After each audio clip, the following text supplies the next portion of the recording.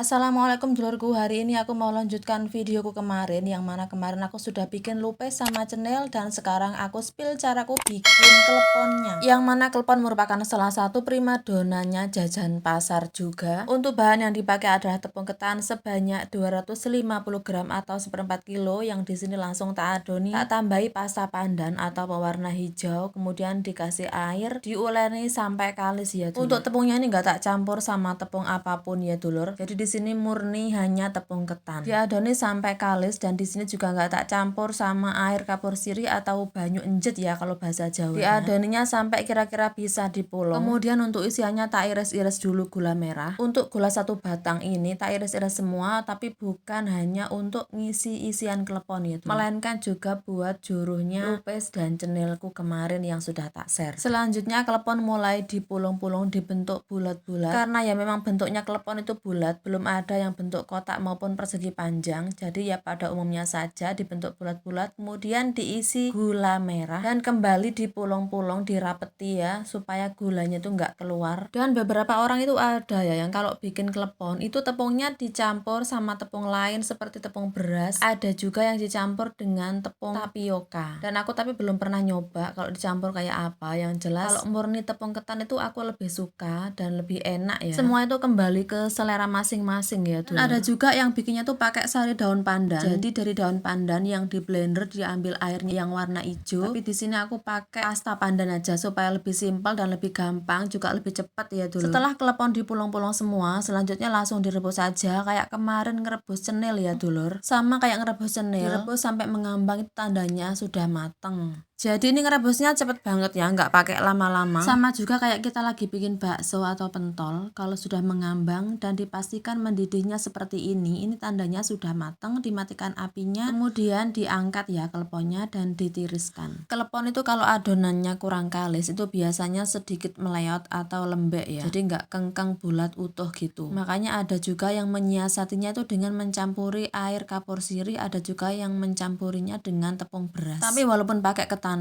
asalkan mengadoninya itu pas, nggak kelembean, kekalisannya itu pas, pasti nggak lembek atau nggak meleot-meleot. Setelah klepon ditiriskan dan dingin, selanjutnya langsung dibaluri kelapa parut yang sebelumnya itu bisa dikukus terlebih dahulu maupun pakai kelapa mentahan, tapi campuri sedikit garam ya supaya ada gurih-gurihnya. Dan ini hasilnya setelah tak baluri dengan kelapa parut. Demikian tadi videoku bikin resep klepon yang super simpel dan gampang banget. Selamat mencoba di rumah, dan buat yang belum tonton videoku kemarin bikin lupes juga cenil, silahkan ditonton di video sebelumnya ya dulur. Oke, sampai jumpa di video berikutnya. Besok aku mau bikin lanun yang masih kerabat juga dengan lupes, klepon, dan cenil, yang mana beberapa orang menyebutnya dengan nama lain ijo-ijo, kulpang, dan lain sebagainya. Yang jelas jangan lewatkan video berikutnya. Terima kasih sudah menonton. Wassalamualaikum.